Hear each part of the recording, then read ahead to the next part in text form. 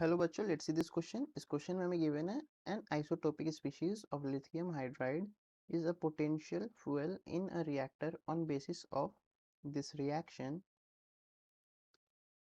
find the possible power production in kilowatt associated with the consumption of 1 gram of lithium hydride per day if the efficiency is 100%। तो यहाँ पे हमें ये reaction given है, तो पहले हम उसका क्या निकाल लेते हैं, मास डिफेक्ट। वो आएगा हमारे पास mass of lithium minus mass of hydrogen, sorry plus होगा minus 2 into mass of helium. ये हमें मिलेगा 6.01702 प्लस 2.01474 माइनस 2 इंटू 4.00388। ये किस में मिलेगा हमें, AMU में। तो इसका वैल्यू हमें मिल जाएगा 0.024 EMU। तो मास डिफेक्ट हमारा इतना आ चुका है, तो इसका करस्पॉन्डिंग एनर्जी कितना होगा, del M into 931 mega electron volt.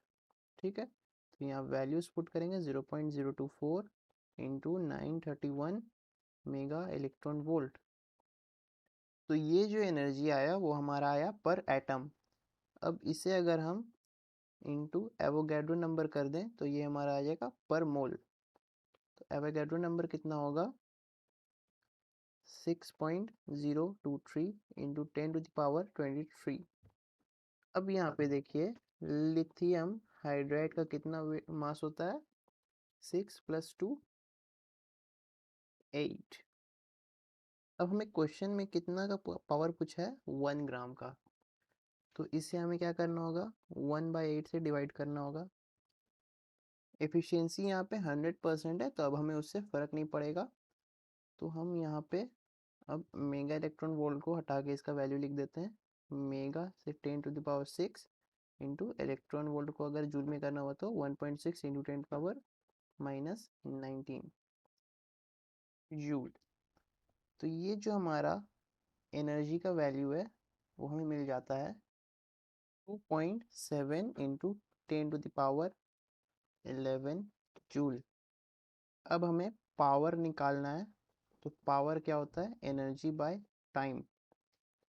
हमारे पास एनर्जी कितना है, 2.7 इंटू 10⁻11 बाय 1 डे करना होगा, जो कि होता है 60 seconds into 60 minutes into 24 hours. तो ये हमारा आएगा इन वॉट।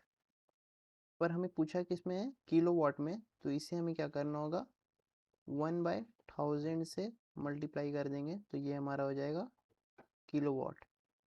तो ये हमें मिल जाएगा लगभग 3129 किलो वॉट।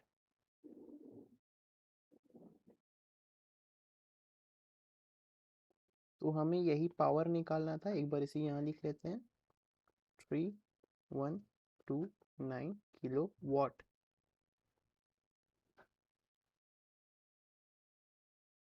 ये हमारा इस क्वेश्चन का आ जाता है answer, 3129 kilo watt power. So I hope you understood it. Thank you and all the very best.